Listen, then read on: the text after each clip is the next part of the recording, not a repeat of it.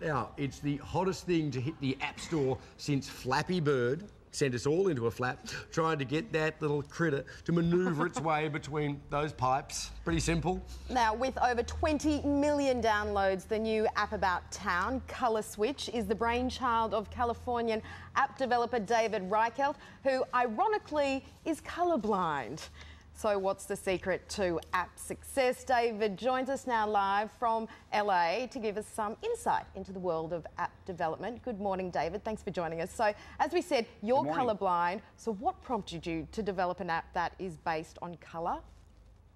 Well, first of all, thank you for having me. And I guess I thought of something that might have a universal appeal, and I thought, you know, most people are interested in colors and shapes. And so that was my initial reasoning for it, just something that would appeal to everybody.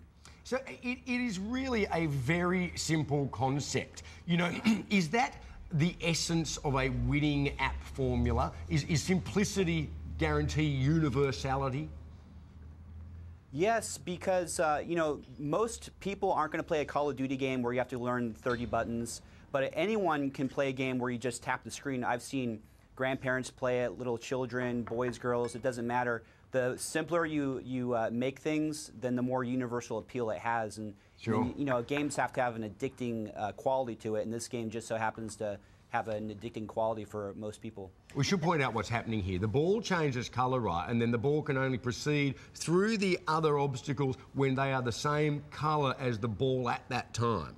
That's the way it works. Exactly, exactly. And the ball constantly changes color. There's more challenging obstacles as the game progresses. So once you get the hang of it, it takes just a couple seconds to understand the game, but then to improve your skill, it takes a while.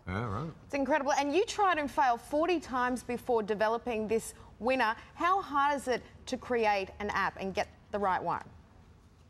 Well, there's two things. To actually develop an app, that's where you actually build it. That's one thing, and that takes time.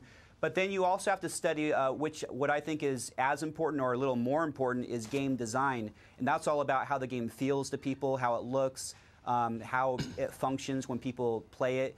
And so I had to study game design a couple years before I got good at it. And so in that time, I made a lot of games that weren't very good, and I took them off so no one could find them. Yeah, I'm so glad you didn't come on and talk about those ones. David, for the average person, you know, with no programming or technical skill necessarily, who comes up with what they think might be a terrific app idea, you know, what is the best method of moving forward? Oh, well, it's the method I use. I found software that doesn't require any coding. To this day, coding to me is Japanese. And the software I use is called BuildBox. And to give you an example of how quick it is, once I learned the software and I thought of my idea, 30 minutes later I had my idea in the software. Wow. That's how fast it happened. And then I spent a week designing it, you know, all the levels, because there's over 150 levels in the game. But the actual concept where you tap the screen, something turns, you go through it, the right color, that took 30 minutes. And that was with BuildBox software. Well, it has been a phenomenal success. So people want to emulate that, just have to listen to those very simple tips there. Thank you, David, for joining us this morning. Thanks, David. Thank you very much. It was a pleasure.